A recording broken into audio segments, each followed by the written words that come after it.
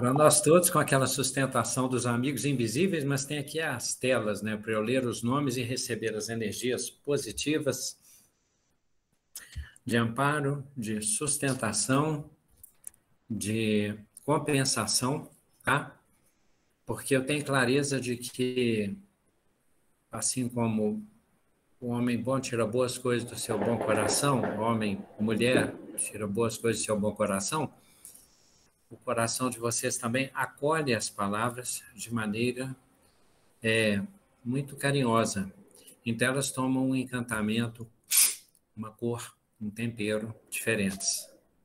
Recíproco cumprimento, tá, Adelson? Abraço a todos, vamos lá. A ideia de conversarmos sobre ciclos, né? Bem, Tânia? Boa noite a todos, sintam-se cumprimentados, abraçados.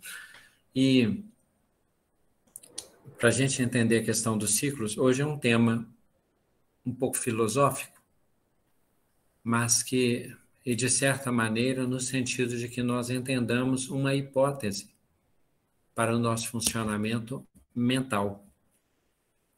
E, como de costume, nós temos uma proposta final e terminamos até com alguma incógnita, né? Uma daquelas questões filosóficas que ficam como pergunta. Porque incógnita é exatamente isso, por ser desconhecido e ser no campo da hipótese, tá? Mas a gente antes vai traduzir com questões de evangelho, naturalmente. Primeiramente, já dissemos e vamos reiterar como fundamentação geral. A nossa mente, quando a gente fala que os nossos olhos, eles buscam uma estética qualquer. Quando nós vemos alguma coisa, nós buscamos assim, o que é aquilo? Quando vemos, né? Ou então pensamos assim, assemelha-se a quê? Que eu conheço. É difícil nós olharmos uma obra de arte, uma questão amorfa, sem forma, aparentemente, e nos conformarmos, porque a nossa lógica, o termo é esse, o nosso sentido lógico busca associar o que vemos com alguma coisa que conhecemos. Buscamos atribuir significado, qualidades, propriedades àquilo que vemos. Por isso é que quando nós deparamos, por exemplo, ficamos olhando nuvens, né? É muito compreensível que a nossa mente fique buscando alguma semelhança, algo, se parece com o quê, né? Com um touro, um anjo, com uma casa, um dragão, nós ficamos buscando, né? Uma relação, uma analogia, um nome para aquilo que nós vemos. Que a nossa mente foi condicionada, no atual estágio evolutivo nosso, a esse procedimento lógico,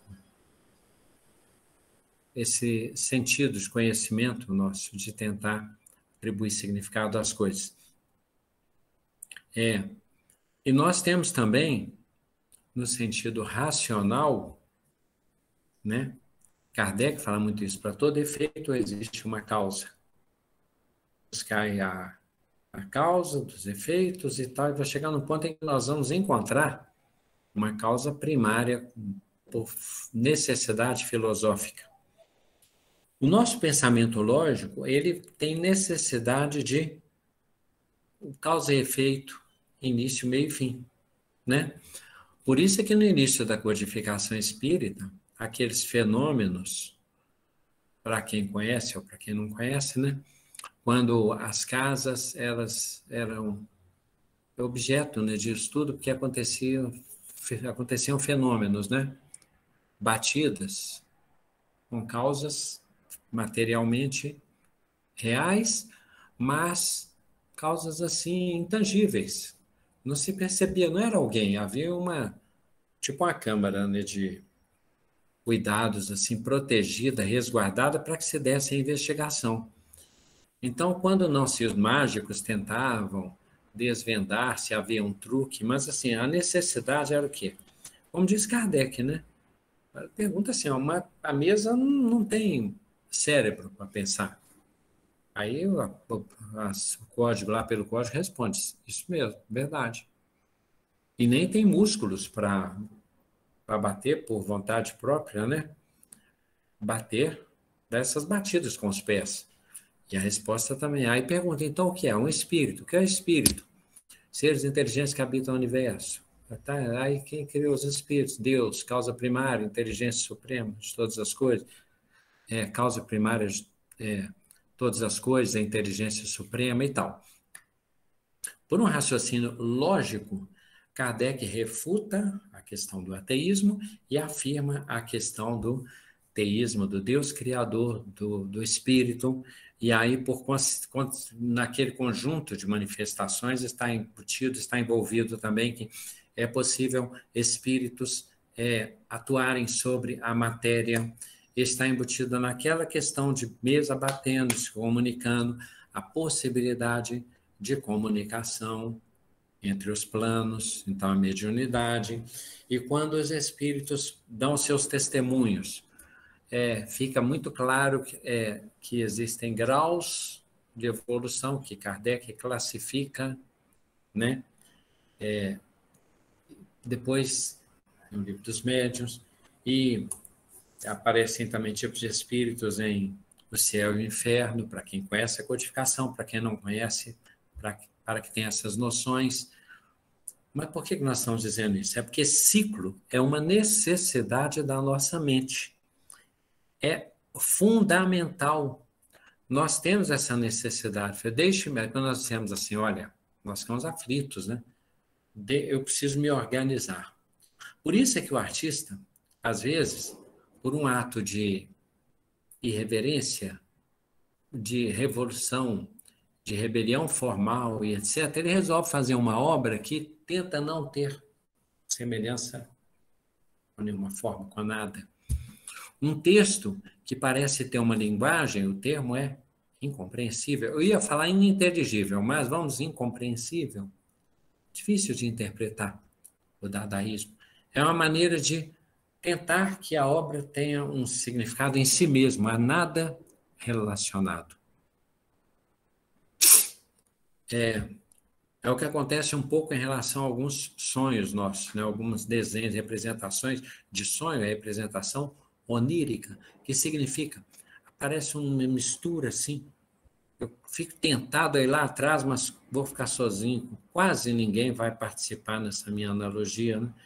Incomodava-me, me fascinava, né? Porque é assim, vou ter que ir lá atrás, já pensei, muita gente agora vai achar que eu estou pregando no deserto para poucos, mas a apresentação do Nacional que dó, oh, e Nacional que dó, ficava girando dois ciclos ficavam girando assim, e uma mistura parecendo assim, um suco, né, uma vitamina, uma coisa meio assim, Vanessa lembrou.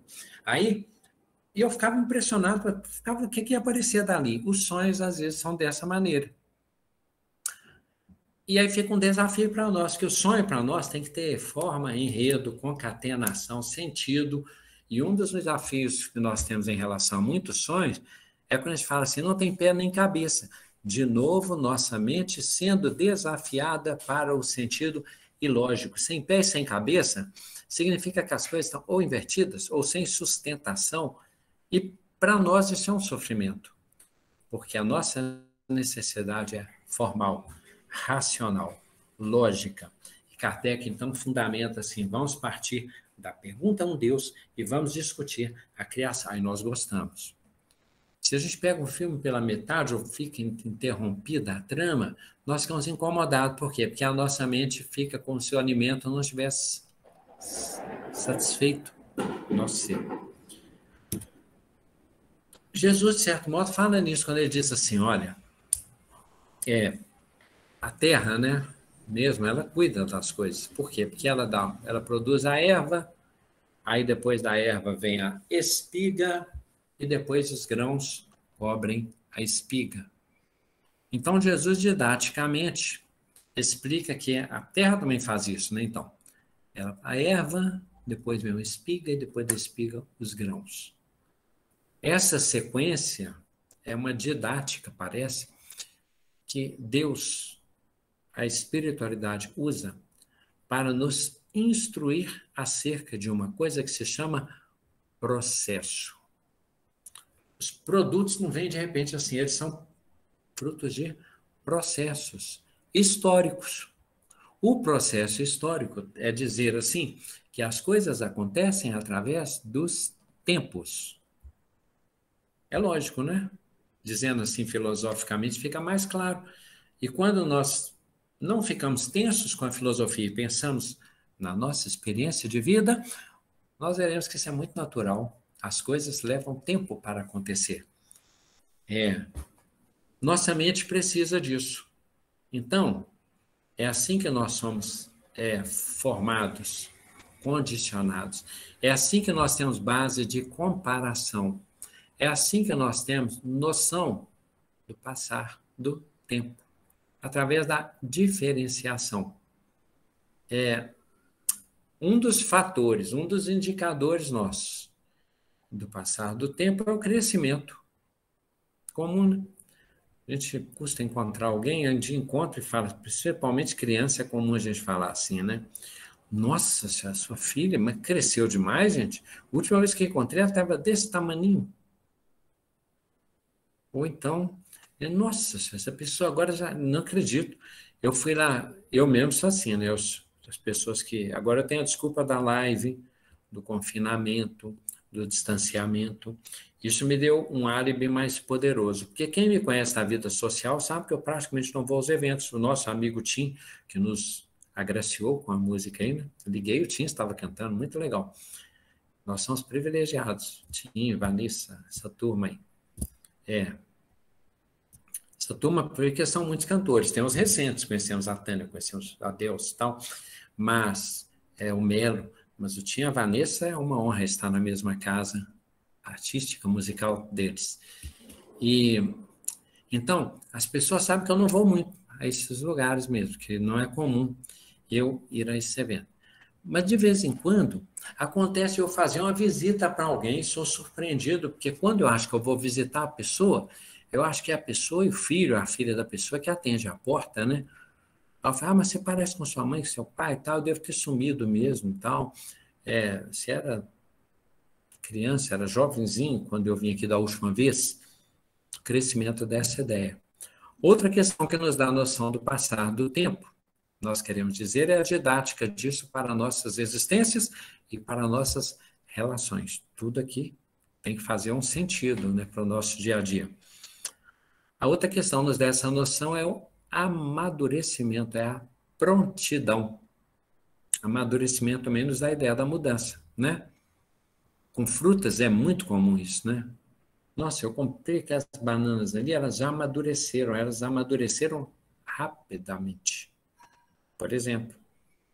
Mas a natureza está usando o método para nos mostrar esse processo de mudança, né? Esse processo de sucessão de quadros. É como se fosse uma animação, assim, né? Então, a mudança é um método fundamental. E ela é importantíssima para que nós nos sintamos imersos num ambiente vivo. Né? Porque se ficasse tudo estagnado, daria a impressão de um quadro. Mas como existem essas mudanças, né, constantes, nós sentimos a vida à nossa volta. E já dissemos que, mas isto é uma armadilha necessária, conveniente, pedagógica da nossa evolução. Que nós estejamos no mundo e que ele seja tão assim animado, tão animado anima, alma, vida, né? Que a vida seja tão envolvente e que a realidade seja tão dinâmica que nós temos a esperança de que isto é a realidade. É uma realidade. E a questão que conversaremos é se essa realidade é definitiva. Bem, então nós temos crescimento, amadurecimento, mudança, observação, percepção, estudo, e nós começamos a perceber que nós somos capazes de fazer algumas coisas, de imitar algumas coisas, de reproduzir, de melhorar algumas coisas, de combinar outras. Então, o ciclo que nós às vezes contemplamos, Adão e Eva olhando o mundo da criação, a gente começa a explorar, a gente come o fruto, a gente explora os lugares, conhece, né? Caim, onde está seu irmão Abel? Quer dizer, já tinham onde, já estavam se distanciando, já estavam explorando o lugar, como acontece com Adão e Eva e tal. Então, nós nos tornamos protagonistas até certo ponto. Nós nos tornamos artífices, nós nos tornamos agentes históricos, agentes naturais. Nós somos parte desse encadeamento da existência das coisas, mas dotados de uma série de faculdades, que neste mundo é muita coisa, comparativamente, aí não nos sintamos ofendidos, mas para que nós nos sintamos, tem uma notícia boa ou ruim? A boa e a ruim. A boa é que nós somos o topo material físico da evolução deste planeta. Isso pode nos alegrar, até envaidecer num sentido. Mas para que essa vaidade não seja ruim, nós voltamos a uma pergunta que foi feita a uma entidade que é provinda de um mundo, um planeta muito, muito, muito evoluído. E quando perguntaram a ele assim, se o mais sábio, excetuando-se Jesus, entendamos, nós estamos falando da humanidade comum, tá? Aí se pergunta assim, Kardec pergunta, se o espírito mais conhecedor, mais ilustrado, mais sábio do nosso mundo fosse habitar, encarnar no mundo de vocês, tá? Qual seria a categoria evolutiva dele lá? Aí o espírito respondeu, lá ele ocuparia o correspondente à categoria dos símios, dos macacos, entre vocês. Aí nós estamos falando, olha bem, nós estamos falando de Einstein, nós estamos falando de Sócrates, nós estamos falando de Leonardo da Vinci, nós estamos falando de Allan Kardec, tá? Aqui, então, nós somos, assim, o topo, né, da evolução. Mas, chegando a esse mundo, então, a condição nossa seria essa, esse relativismo. Bem, a evolução acontece no tempo. Então, nós sentimos aqui, que aqui nos foi dado o poder de agir, governar, atuar sobre tudo que se move, sobre o céu e a terra. E nós fazemos isso. Às vezes irrefreada, irrefletidamente, sem muita clareza, sem muito projeto, sem intenções assim tão boas, né? Às vezes por aventura, então tá. Quando nós olhamos o ciclo, nós deparamos com outra questão que vai ser útil ao nosso estudo. Quando eu falo outra, dá a impressão que alguma já foi útil, tá, gente? Aí eu conto, como sempre, com a caridade e a escuta de vocês. Mas vamos lá. Quando nós falamos assim, racionalmente, nós precisamos de início, meio e fim, para que a nossa mente sinta completude. Então, nós temos microciclos, pequenos ciclos, né? E os ciclos, se a gente for pensar do ponto de vista da analogia, vamos relembrar, nós estamos lidando com as coisas e a nossa mente vai participando nisso. Nós vamos fazendo coisas e nós vamos nos refazendo. É assim, por isso que as pessoas ficam tão entretidas, eu acho, na leitura, na costura, na culinária, e vamos a exemplos, tá? Às vezes alguma coisa ela é iniciada no ciclo, início, meio e fim, e o início não fica bom. Né? A gente fala assim. Aí nós temos opções, né? Tem gente que desfaz o que estava fazendo na costura e faz de novo. Tem gente que dispensa um prato e resolve fazer de novo a receita. Então a gente tem a opção de fazer de novo, de corrigir, de modificar o rumo, né? Em vez de fazer isso aqui, vai fazer isso aqui. Vai aproveitar de outra maneira. O leite azeda. Aí fala, vou fazer uma coalhada, alguma coisa com ele. Mudou o rumo. Tem outras vezes que tem ali um prato e ele fica muito salgado, não é isso? Serve o prato, não é comum. Gente, ó, não repara, não. A berinjela ficou muito salgada, ou então tal coisa ficou muito apimentada. Aí vocês, não falam isso muito com criança, vocês misturam no arroz. Numa festa a gente fica com mais essas bobagens de cerimonial. mas em casa raiz mesmo, chão, é assim, né? A gente faz mistura com arroz. Quando era monoprato, né? Monodieta, que você tinha aquilo para comer, hoje o miojo que carrega esse papel, né? Tá ruim, mas é o que tem. Se não estiver dando conta, tem pimenta, bebe água. Vai bebendo água enquanto isso, tá? Teremos um foguetório, tá, gente? Naturalmente que isso vai interferir coisas da Terra, né? Localização. Então, falo mais alto. Aí, às vezes, faz mistura para você dar conta. Nós estamos fazendo o que ali? Nós estamos fazendo intervenção sobre um processo. O início do processo, às vezes. Vamos ver o que isso vai ter a ver conosco. Às vezes, não é no início que acontece o problema, é no meio do processo. A coisa toma um rumo qualquer. É o que acontece, às vezes, em relação à lavoura, né? A pessoa planta, intempérie, mudança de clima, precipitação, infestação, né? Pragas, tudo isso pode acontecer. Isso pode causar um dano externo. Pode haver uma deformação, né? A planta, por assim dizer, a expressão que se usa, estiola-se, isso é poético, né? Quer dizer que a planta, ela definha, também é poético. Fenece, palavras bonitas para vocês entenderem o sentido. E às vezes o que se faz, né? O pessoal faz um novo tratamento. Aí uma planta não está legal, o pessoal vai lá, poda. Uma outra planta está meio assim, precisando de força, enxerta, como se fosse a transfusão, né? Precisa estar água, irriga. Outra situação, luz. Noutra situação, sombra. Numa outra situação, adubo. Ou seja, o principal de nós percebermos é que nós temos uma ideia do ciclo, com base nele nós fazemos coisas, com base nisso nós vamos evoluindo e com base nisso nós vamos construindo um pouco a nossa pequena divindade sobre as coisas, sobre os acontecimentos. Então, esse meio também ele é trabalhado, tá? E o fim, às vezes, desse processo, desse ciclo, é o resultado, é o produto, é o fruto, né? Do que se planejou e do que aconteceu, o fato histórico, aquilo que já aconteceu, nós vamos falar nisso. Se pensar um pouco uma das alternativas, tem muita ciência nesse processo, mas tem muito de educação nesse processo. Então, quando nós lidamos com o ciclo, nós estamos trabalhando com processos de correção, de melhoria, de prumo, de criação, de combinação, de meta.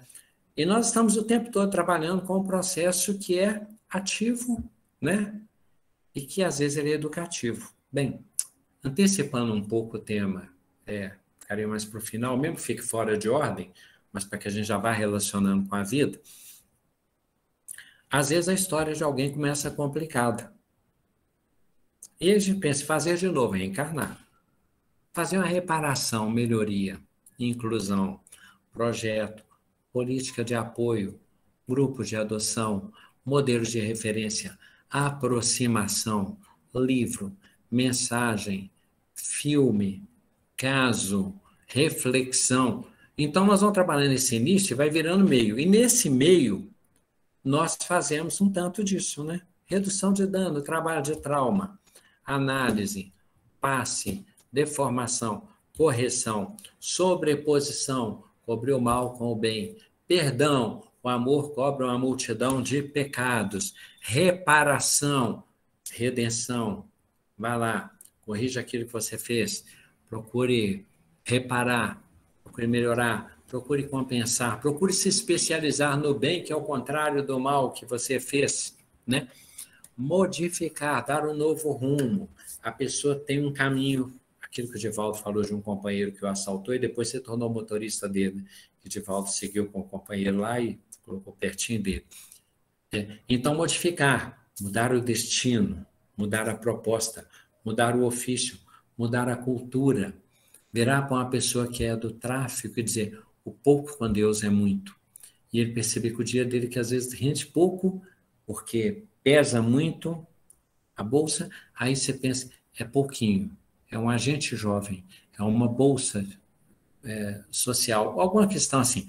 Mas é um valor de estágio, é um salário mínimo. Mas aquilo dá um sentido tão iluminado, santificado, tão apaziguador, que modifica-se. Lembra a questão do azedume, do leite, que acaba tomando um sentido na receita? Então, nós fazemos isso.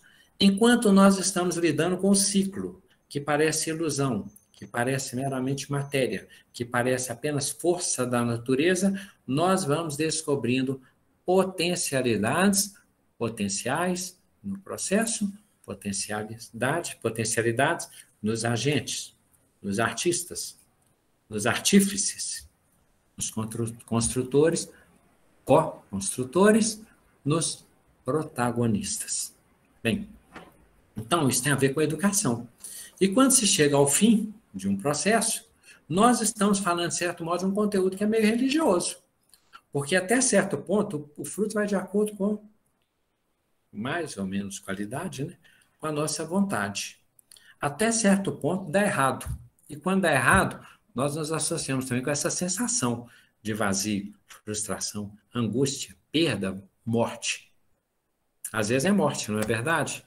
Um animal, uma pessoa, um ideal, uma obra, um empreendimento. Aí é religião. Então, até certo ponto, é ciência. Até certo ponto, é processo interativo, os agentes, os sujeitos históricos. E num certo ponto para frente, né? A quem e além é Deus. Mas esses ciclos, então, eles têm essa aparência. E por que a gente fica fazendo isso, fazendo, e qual a essência disso? Vamos pegar mais exemplos, tá? Uma é a culinária. Você pega os ingredientes, então, faz uma mistura e ainda pensa assim, como que eu vou combinar? Que combinação que vai dar certo? E depois, quando prepara os pratos, ela fala assim, agora está chegando, chegou ao ponto, quer dizer, está pronto. E depois é o usufruto. O ciclo não é assim? É a preparação, né? Depois é o usufruto, depois é servir. Ou saborear, usufruir. Culinária. É ciclo. E esse ciclo é rotineiro. E a rotina vai disciplinando a nossa mente, que é igual, mas é diferente, mas é parecido. E a gente vai, na noção do tempo, nos enovelando. Nós estamos cercados de ciclos naturais o tempo todo, pequenos e grandes, mais ou menos breves ou demorados. Construção. Construção não é assim? Pensa em construir alguma coisa. Aí você pensa num projeto. A área. Projeto, a área, o ambiente, a fundação, a edificação, depois as coisas de acabamento, a destinação, o usufruto. Nós fazemos isso.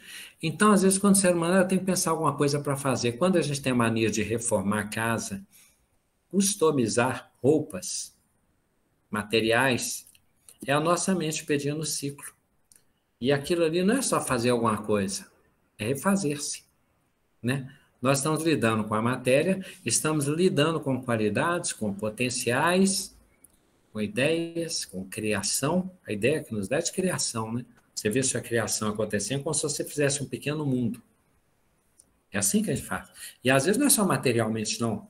Um ser, uma domesticação de um animal, um adestramento, um processo de ensino, um resultado, uma coisa bem sucedida, a resposta de um enigma. Ciclo bem sucedido. E nós sentimos que crescemos. Nós sentimos, inversamente, Jesus, como se tivesse saído de nós uma virtude, ou como se tivesse uma virtude entrado em nós através das nossas obras. Música. Esse grupo de artistas dessa live, né? Sempre tem que citar a música, é justo. Porque, olha só, às vezes você pensa, às vezes acontece, mas às vezes você tem a intenção, a intencionalidade, o objetivo. Aí vem a inspiração, né? A inspiração ou a construção, a concepção da música. A concepção E depois você pega e pensa, não, está aqui, ó, a matriz é essa. Aí vem o arranjo, faz o arranjo musical. E depois você tem arranjo, você ainda pensa, agora eu vou fazer a produção, né, dessa música. E quando você pensa, então, já passou pela inspiração, a concepção, o arranjo e a produção, aí vem a apresentação. É todo um processo, é todo um ciclo de criação, de apresentação. Por isso é que a formatura, mesmo sendo um ritual, é repetido. Mas não é repetido, porque ele é um igual diferente, é um diferente igual, por isso ele é ritual, né? Óbvio, isso foi péssimo, mas tudo bem. Mas o formando está imerso ali, ele está consagrando a sua história. Ele está fechando um ciclo, é isso que a gente fala, né? E é interessante porque fecha um ciclo abrindo outro. Isso na filosofia, chama paradoxo. Termina recomeçando. E um tecido que já falamos, a trama, o modo de fazer o emaranhado, né? Organizado, o que está saindo dali, o que se tem um motivo, né? Que vai aparecer ali, se é o tipo de trançado, se é onde será utilizado, usufruto, tudo isso dá um prazer divino, um prazer artístico, um prazer criador. E às vezes a pessoa que está ali naquele cantinho, tramando aquele tecido, fazendo aquele alimento, e nós sabemos disso, muito preponderantemente na nossa cultura, tá? Mais tradicional, ainda tem muito, mas o que estou dizendo é a imagem, tá? Que ainda tem muita força, assim, muito polo nisso. Muitas vezes a mãe que está ali, a avó, né, que está ali trançando, fazendo uma coisa, preparando o alimento, ela está governando a casa inteira. Dentro do ciclo evolutivo dela, os ciclos também irradiam. Por isso é que, às vezes, no pequeno, a quem for fiel, no pouco será confiado muito. Então, às vezes, a gente está pensando naquele milho a que se referiu Jesus, a erva, a espiga e os grãos. Mas aí tem a safra. E dentro dali tem o clima. Dentro do clima tem a estação. Dentro da estação tem a questão do celeiro do mundo. E pequenas coisas se tornam grandes, né? Isso não é óbvio que eu estou falando. Eu estou falando a mesma teoria da onda. Pequenas coisas que vão se relacionando a outras e gerando ondas que são forças influenciadoras de impacto, de transformação, positiva ou de deformação. Mas é assim que, às vezes, uma pessoa está ensinando ali e uma onda, né, daquele procedimento, daquele ciclo pequeno, é como se fossem várias células se agrupassem e formassem um grande corpo de ensino, por exemplo, de educação, de paz. Por isso que as lives são importantes. 2 ou mais reunidos em meu nome, eu estarei no meio deles. Tudo que pedimos, obteremos. Se dissermos para essa montanha, sai daqui, vai para lá, ela acontece. Então, imagine esse poder, essa conexão que se dá no bem, através de todas as doutrinas, de obras de arte, de ambiente de harmonia familiar, vinculados ao bem, operando esta onda planetária. Bem, nessa trama, um exemplo nós temos quando a gente fala de ciclo e dessa trama, dessa construção, figuras que parecem discretas, mas fazem parte da história do Evangelho e que não seria a mesma coisa sem elas. Estamos lembrando alguns aqui. Sirineu, que ajudou Jesus, né? Forçosamente, mas ajudou Jesus a carregar a cruz. Está lá coadjuvante. Jesus fala assim, vão até aquela casa e tem um jumentinho arrumado lá e diga assim, o Senhor precisa dele. Só isso. A gente não sabe quantas pessoas estão na casa, quais são elas, só você sabe que foram buscar o jumentinho delas e que elas cederam. O Senhor precisa dele. Não sei se sonharam, que destinação foi essa. Só para essa parte que apareceram no Evangelho. Sem eles não seria a mesma coisa. Aqueles soldados, né? O que devemos fazer para te seguir? Podemos seguir a ti, né? E o Jesus. Contentai-vos com o vosso soldo, com o vosso ofício, com o vosso lugar, com o vosso karma, né? Eles só perguntaram e tiveram essa resposta. Parou. O pessoal que estava adorando a Jesus lá com os ramos de oliveiras, né? Coadjuvantes. Não sabemos os nomes, quantos eram, qual era o sentimento de cada um. Coadjuvantes. Mas figuras importantes para essa composição ficar completa. O ladrão que está do lado lá, que fica, a gente fala muito do bom ladrão. E tem um ladrão que ainda adiou, estava um pouco mais complicado ainda. Está ali. Figurante rápido, né? Mostrando como que a gente pode se recalcitrar, nem insistir no mal mesmo na hora complicada. E está ali fazendo uma composição, fazendo parte desse tecido bíblico do Evangelho, do Novo Testamento e tal. Isabel, né? Foi anunciada através de Zacarias, do anjo a Zacarias, que ela daria à luz uma criança, que o nome seria João Batista. Ele avisa para ela. Ela tem os dois momentos, então, né? Que é quando Maria visita, quer dizer, quando ela concebe João Batista, e Maria visita. E ela tem aquela fala, cheia de graça, bendita és tu, porque quando chegaste e tal, o menino em meu ventre, ele exultou de alegria no meu ventre, tal, saltou, acabou. É a participação registrada de Isabel. Filipe. Quem é Filipe? É um dos 12 discípulos. Eu não lembro de Filipe ter falado alguma coisa, eu não lembro de ele ter tido um grande feito. Depois pode ser que eu depare com isso e, como sempre, faça a retratação, a retificação, porque eu estou relendo Paulo e Estevão. Filipe é discreto, ele é um dos 12, tinha que ser 12, né? Quando faltou Judas Iscariotes, nosso irmão, tinha que ser 12, aí tiraram a sorte e ficou sendo, acho que, Matias, que o substituiu. O que Matias falou, fez? Não lembro nada, mas ele faz parte desse tecido. Ele é importante, ora.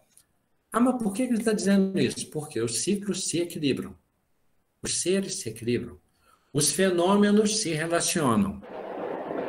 E Jesus diz assim, nem um pássaro tomba por terra sem que o Pai o permita. E quanto não valeis vós mais que os pássaros? Então, quanto vale Sirineu, Filipe, Isabel, Matias? Muitíssimo. Do ponto de vista da sequência bíblica, né? Do ponto de vista dessa sequência, nós temos ciclos. Olha só, um grande ciclo aqui que eu anotei, é uma possibilidade. A criação, para o povo, dito assim, o povo de Deus, o povo hebreu. A criação, depois o povo, aí eles são escravizados na questão do Egito. Moisés, os profetas, representando os profetas, diz que se sucederam, os representantes com poderes divinos, a libertação, o êxodo e a busca da terra prometida, que eles acharam que seria um terreno. Achavam que seria um terreno, a terra prometida. Fechou o ciclo. E a espera de um Messias. Tá? Aí, tá vendo? A espera do Messias já tem até foguete. Tá vendo como que o negócio tem a ver mesmo? Tudo a ver. Processo criativo. Vocês não estão vendo os fogos, vamos lá. Então, Messias nascer, tá. Aí vem a segunda parte, a espera do Messias. Aí vem o Messias, os discípulos, a crucifixão e a reaparição. Então, vamos lembrar, olha só. O Messias, a vinda do Messias esperado, como que isso pode se relacionar? O pessimista, do ponto de vista dos ciclos, ele considera assim: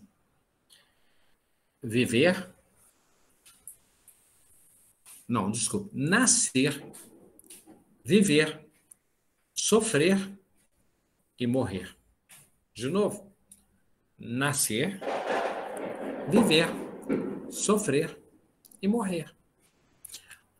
São mantras poderosos desse ciclo, dessa ideia que nós introjetamos, de achar assim, a gente nasce para sofrer. Quem nunca falou isso? Ou nunca escutou isso?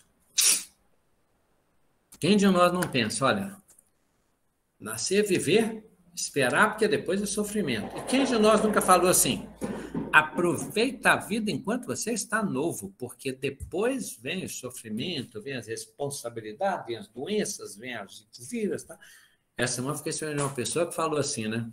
Uma pessoa, um médico falando, né? Falou assim, gente, ó, e o médico também tem mais 50 mais. 50. Falou assim, ó, nesse mundo é o seguinte, quando você é de boa, otimista, bacana, competente, carinhoso, tudo. E eu falo assim, neste mundo, quando você passa dos 50, que você acorda e não sente nenhuma dorzinha, é porque você morreu. O médico falando. E eu não tem uma coisa assim, toda hora eu lembro de alguma coisa para resolver, cuidar e tal. No início a gente sai rapidamente, mas depois a gente custa sair de casa, porque é tanta coisinha para resolver e, né?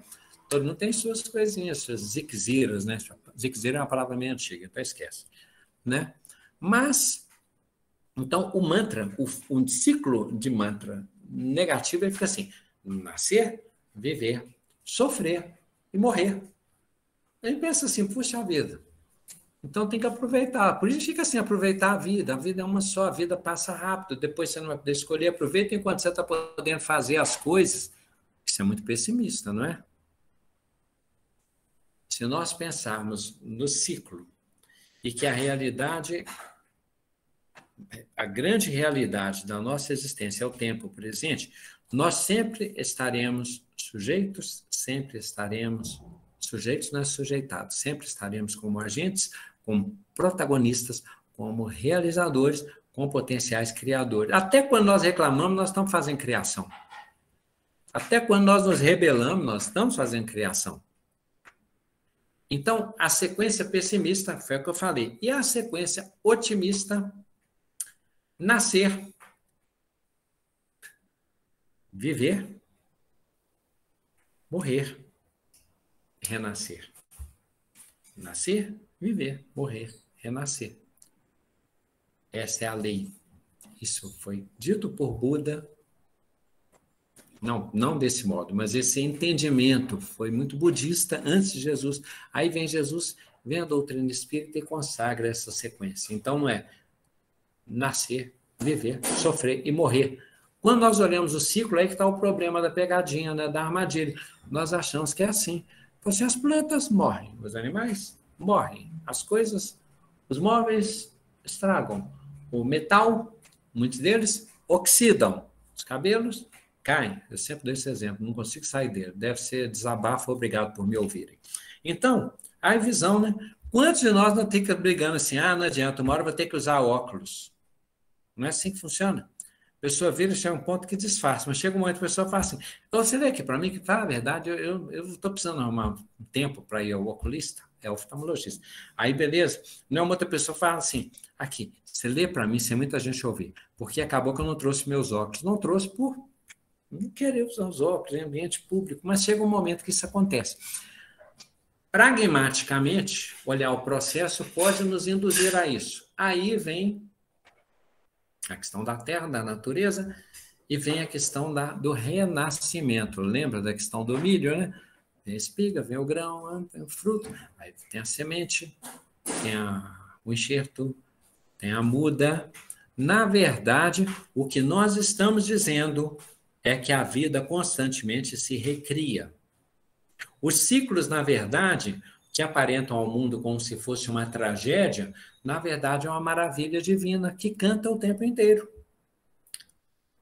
Porque o que ele fala apodrece tem o uso, e depois ele fala assim, tem o reparo, tem o enxerto, tem a reconstrução, tem o recomeço, tem o novo terreno, nômade, né? Tem essas possibilidades. Então, a luta, se nós formos pensar, de construção e reconstrução, é um grande teatro material vivo, e não falo teatro no sentido de desfeita, mas no sentido de consagrar que a vida é arte, né? A vida o tempo todo canta, nos convida e nos inclui no cenário, no palco, na sonografia, essas questões todas, na participação, né? na equipe de encenação. Constantemente nós estamos fazendo isso. E, então, nessa recriação, vamos pensar. O Messias, fala Messias, discípulo, crucifixão e reaparição. O Messias nasce, é o nascimento. Ele ensina para os discípulos. Lembra a questão do processo, que às vezes no início, no meio fica meio difícil? Aí Jesus vai ensinando para eles. Amai-vos uns aos outros como eu vos tenho amado. Isso vos ordeno, que vos ameis uns aos outros. E aqueles mandamentos, orientações do Sermão da Montanha. Ele vai preparando o ciclo de formatura deles. Então, ali, dos discípulos, nós temos viver. Nascer, o Messias. Viver, os discípulos. Morrer é quando Jesus é crucificado. Renascer é quando Jesus reaparece aos, então, graduados apóstolos. E ele tinha dito, se o grão de trigo, caindo por terra, não morre, fica sozinho. Porém, se morre, produz muito fruto. Então, o fato de Jesus ter feito o que João Batista havia dito também, eu devo diminuir para que ele cresça. O que é que Jesus faz? Diminui-se, desaparece para que eles apareçam, para que eles saiam, para que Pedro se desiniba, para que Paulo receba uma manifestação, a peça que faltava da imortalidade e do Messias. Então, quando essa missão dos apóstolos acontece, onde parece ser morte é vida, e onde Jesus diz, a morte trazendo a vida, né? Quando isso acontece, a visão de ciclo, a visão de sentido da existência, de convivência, de estar no mundo, muda profundamente. Jesus, então, esse grão de trigo.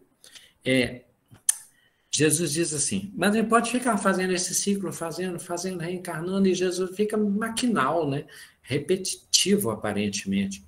Fica uma evolução mais morosa, mais demorada, sem grandes sobressaltos, sem saltos quânticos. Aí Jesus explica. Quem não recolhe comigo, desperdiça. Olha só. Quando ele diz quem não recolhe comigo, desperdiça, ele não está dizendo que a pessoa não aproveita nada. Aproveita alguma coisa, mas aproveita pouco. Quem não recolhe comigo, desperdiça. Então, quando ele tem aquela representação, né, de que ele lança a rede e que quando traz a rede, ela fica tão abarrotada que até exorbita, né, até transborda, se for pensar, não é porque estava querendo que eles matassem muitos peixes, que pescassem, não era isso necessariamente. É porque quando Jesus fala, vinde, e eu vos farei pescadores de almas, de homens, de seres, evangelizadores. Jesus estava dizendo que ia chegar num ponto que nem cabia na rede, nas comunidades, nos templos, nas cidades. E foi isso que aconteceu. É isso que acontece. Quantos cristãos somos? Quantos seguidores do Cristo existem? Tem na rede, tem fora da rede, tem extrapolando, tem nas cidades, no interior, no lugarejo, no cômodo, no fundo do quarto, nos lugares de muito sofrimento, nos presídios, nos prostíbulos. Sempre foi assim, né? Sempre houve esses convertidos. E aí vem a pergunta que eu disse que filosoficamente nós proporíamos quando chegássemos próximo no final, mas lembrando que quando nós associamos Jesus ao bom pastor, que cuida das ovelhas, ele é aquele que conduz o nosso processo evolutivo, que nós ainda lembra, que nos compararíamos aos símios lá daquele outro planeta. Então Jesus nos assemelha num sentido carinhoso a questão das ovelhas na figura do pastor, né? Então ele cuida de nós, dentro das nossas limitações, impotências, dúvidas, fraquezas, tal. Ele é o bom pastor, que vai inclusive em busca da ovelha desgarrada, que está rendendo mal no processo, não está recolhendo com ele, está desperdiçando, tal. Quando associamos Jesus ao jardineiro, olha só, quando Jesus fala, se isso acontece no tempo do lenho verde, imagina no tempo do lenho seco. Mas nós podemos trabalhar isso, nós temos técnicas, nós temos acúmulos, né, de conhecimento para intervir nisto. E quando Jesus se refere a isso, ele está falando do mundo. O tempo do mundo hoje, vamos supor que hoje o lenho do mundo esteja seco. Tem guerra? Tem tantas situações acontecendo. Os cristãos é que vão salgar a terra, fermentar a massa e esverdear o lenho do mundo, se está seco. Pois bem, mas então nós estamos nesse ciclo. A matéria vai nos envolvendo, nos entretendo, nos condicionando. O pensamento é lógico, é racional, é sequenciado, é cíclico, mas tem uma terminação e outra e outra. E o ciclo vai se repetindo. Viver, nascer, viver, morrer, renascer. Viver, morrer, nascer. Viver, nascer, morrer. Aí a gente consegue vencer esse processo. Quando nós temos o renascimento definitivo. É quando nós rompemos com esse ciclo vicioso, olha essa expressão que a gente usa, essa expressão, ciclo vicioso das reencarnações, porque nós ficamos emaranhados. Se existisse a palavra, nós seríamos labirintados, né? Nós ficamos ali envolvidos, né? Aí chega um ponto em que nós conseguimos vencer o ciclo, superar o ciclo vicioso. As coisas velhas passam.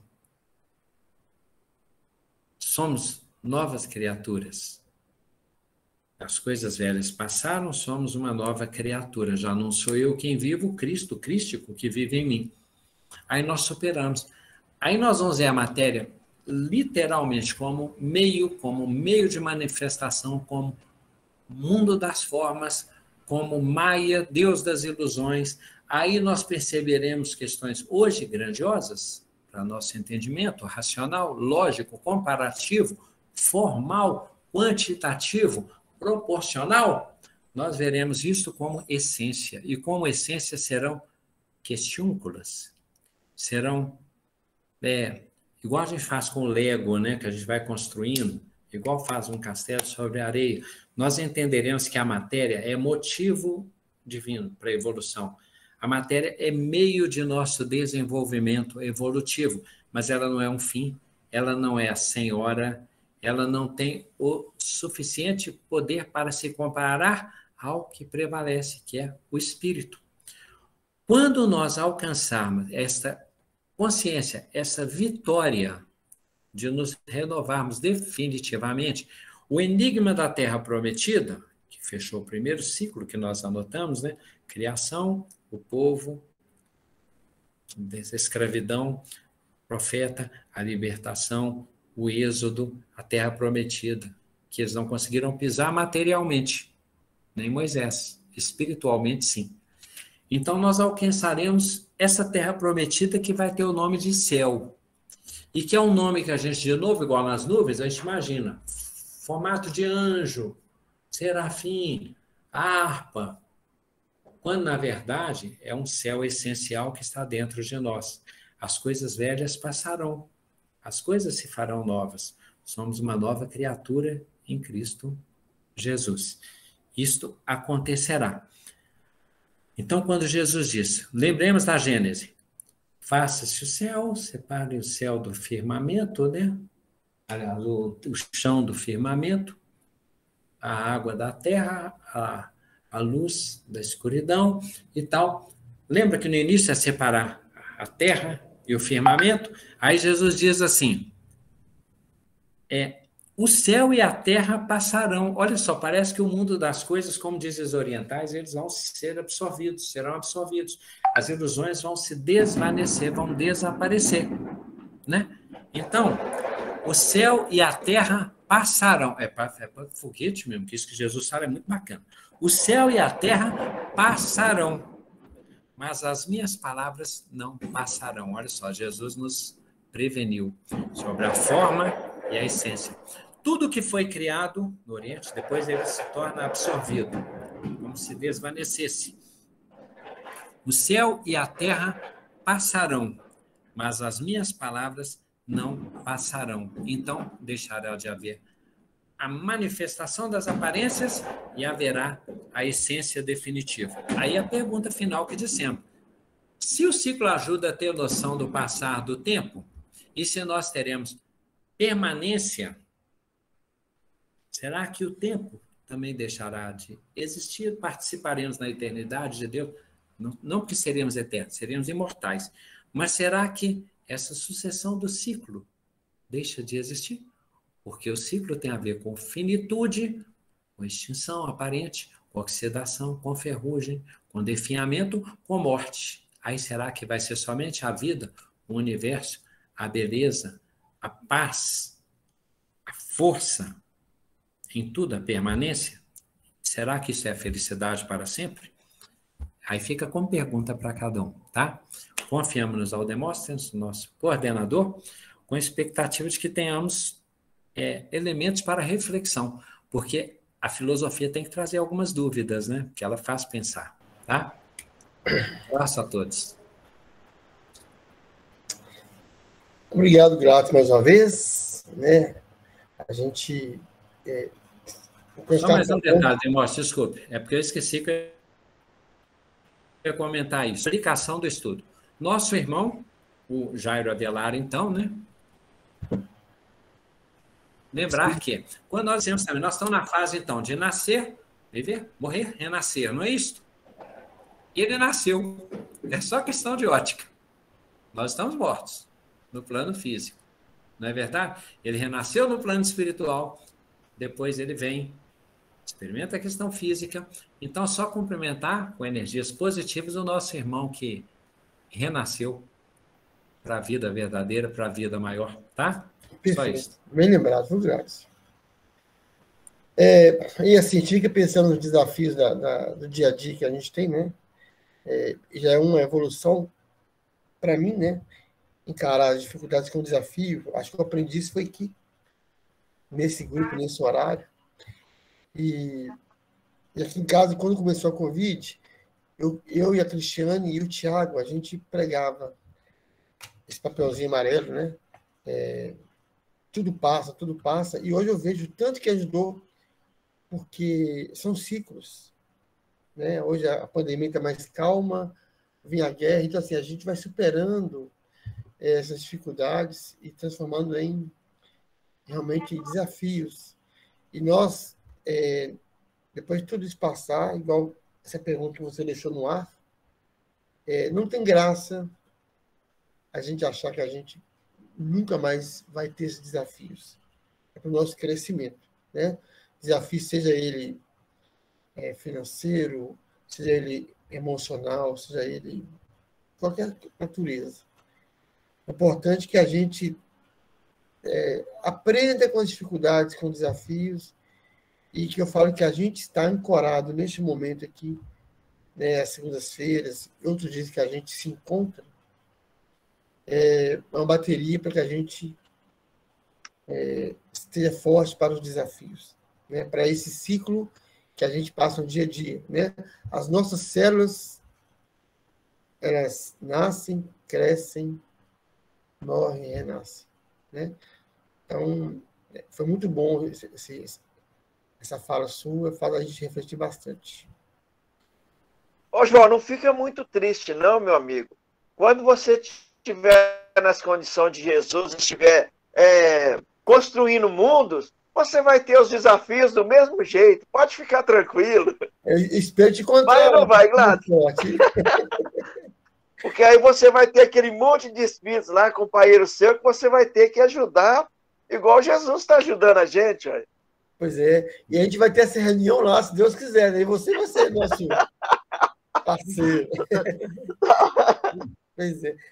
Esse é o objetivo da filosofia, se chama efervescência. Rose, pode falar, Rose, querida. Só para agradecer, viu, a oportunidade, foi ótimo, gostei muito de participar. Revi aí umas pessoas queridas que eu não vejo há muito tempo, Zé Marcos, que não pôde ficar, né? O Tim, várias pessoas aí. Obrigada pela oportunidade de participar com vocês. Tá? Um abraço. Eu vou precisar sair agora. Eu te passo mais convite depois, tá, Rose? Obrigado pela presença, viu? Obrigada. Ei, Rose! Tchau. Boa, querida. Ei, Ruth! Legal? Tudo jóia? Saudade, amiga. Bom ver vocês, viu? Pois é. Se Deus quiser, brevemente poderemos nos encontrar, né? Pessoalmente. Como o João disse, as coisas estão ficando mais calmas, né, Ruth? Está aprendendo. Tudo passará, né? Isso. Beijo a todos, viu? Tchau, Rose. Tchau. Alguém quer falar alguma coisa, gente? Ô, Gladys, então eu quero falar com você. Oi, Magali, tudo bem? Tudo bom, amigo? Olá. Olha aqui, o tempo todo que você ficou falando aí, a palavra que não me fugia a cabeça era Maia. O dia que a Por isso é gente que no final, conseguir, amigo, caminhar sem a companhia dessa, ou pelo menos em percebendo que ela está junto com a gente, né? Percebendo que ela está presente, esses ciclos vão ficarem mais evidentes, né? A gente vai conseguir aproveitá-los mais, né? Porque na grande maioria parece que ela está muito presente na nossa vida e a gente desperdiça tempo deixando que ela nos iluda, né? E não está muito presente dentro das coisas que a gente precisa estar presente, né? E se deixa levar muitas vezes pelas ilusões, né? Então, Maia, eu acho que é a nossa confusão. Aí, quando você fala que tudo passará, é só a palavra de Jesus, né? A palavra aí muito no sentido de que essa verdade vai ser revelada, né? Mas, por enquanto, a gente se mistura muito, né, com as coisas terrenas, né? Elas são para nos ajudar e não para nos confundir. A gente, a maioria do tempo, passa confuso, né? Nos confundindo. E quando você falou também na questão do físico, né? Muitas vezes a gente fica assim, a gente vai ficando depois dos 50 aí a gente fica assim, Senhor, eu não me vejo como 50, eu me vejo assim com 25 ainda, sabe? Porque eu de maneira assim, sério, não estou falando isso de coisa, é verdade mesmo. Então eu fico pensando assim, né? 25 é a minha idade, a idade que eu me sinto, 30 anos, estoura com os 30, tá, gente? Porque eu penso que a gente não pode deixar isso acontecer com a gente, né? A idade chega, os ciclos é importante, mas eles são terrenos também, né, Gladson? Eu acho que é isso, sabe? A energia da juventude, não que a gente não querendo entrar nesse ciclo, mas a gente tem que ter consciência que esse ciclo é importante na maturidade do nosso ser, mas que a energia da juventude tem que nos acompanhar sempre, né? nós É temos a isso aí. idade Então, da nossa mente. é isso. A gente não pode deixar cronologicamente, né? Porque senão a gente para de crescer, gente. A gente para de ter interesse de melhorar, de querer, sabe? Se a gente acha que envelheceu, a gente acha que já está na hora de morrer, não tá? A morte não existe, né? Então a gente não pode deixar se confundir, porque perder interesse pelo crescimento espiritual é a pior coisa que pode nos acontecer. E se a gente acha que está envelhecendo, a gente começa a achar, já aprendi muito, não estou querendo mais saber, não. Então é isso aí. Obrigada, amigo, foi muito bom. Show, Tuti, show. Anderson, você é sempre jovem, né, Anderson? Graças a Deus. Sempre igual. Vai ter música de prece final, Demóstenes? Vamos fazer uma música de prece? E aí? Vamos, quem vai tocar pra gente? O Tim tá por aí ainda? Pois é. Quem tá com câmera Aproveita aberta? o Gladys. Tô aí, a Tânia tá doidinha pra cantar, né, Tânia? Eu pensei. Eu acho que é o Gladson que está querendo. Não. É o Gladson. Eu abri aqui o Preciosas Promessas, apareceu assim: seja presto para ouvir e tardo para falar. Eu já falei demais, você quer até com vergonha, gente. Que Ô, vergonha. amor! Que Vocês já vergonha. cantaram Vitória do Amor aí? Não, Ô, aqui, ó. Tânia, Eu vou falar Tânia, pro Tim conta pra nós, cantar uma música aqui que nós eu fiquei cantamos sem aqui em condição. casa outro dia. Aí E o Tim pede falou Tim. assim comigo: Ô, Tuti, você lembra que a gente canta, que o Glasgow que me ensinou essa música? Sabe qual que é? Sei, claro. Nós cantamos aqui em casa outro dia. Aí tinha uma pessoa amiga aqui e falou assim: essa eu não conheço. Aí o Tim tá assim: foi o Glasgow que me ensinou. Do Ré, me fala. Oba! Dentre tantas coisas que o Glasgow me ensinou, mais uma música. Mais uma música. Ô, Glasgow, essa você que devia cantar, amigo, mas como eu te protejo sempre, né? Meu nome é Legião, você acha que eu sei que música que é? Eu tenho duas, eu sei duas, eu não sei qual das duas que é. Entendeu? Sim, você cantava lá no Consolador, nos nossos tempos, no nosso ciclo, nosso primeiro ciclo. Nosso primeiro ciclo. Vamos lá, qual que é? Aprendi a amar, porque amar comigo.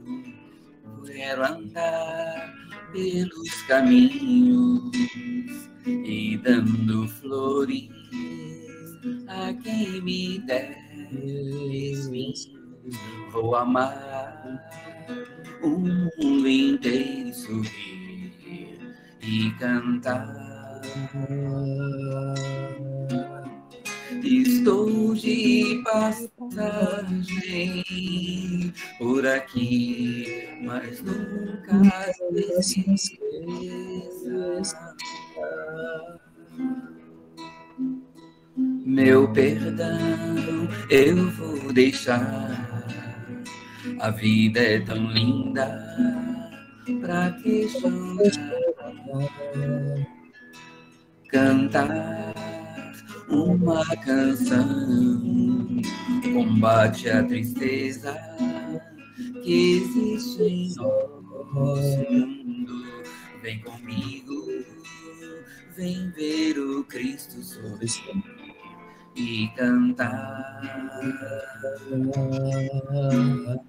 Estou de passagem por aqui, mas nunca se esqueça. Aprendi, quero amar.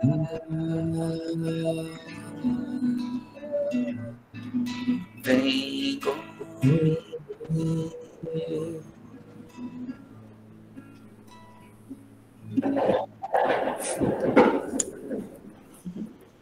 Beleza.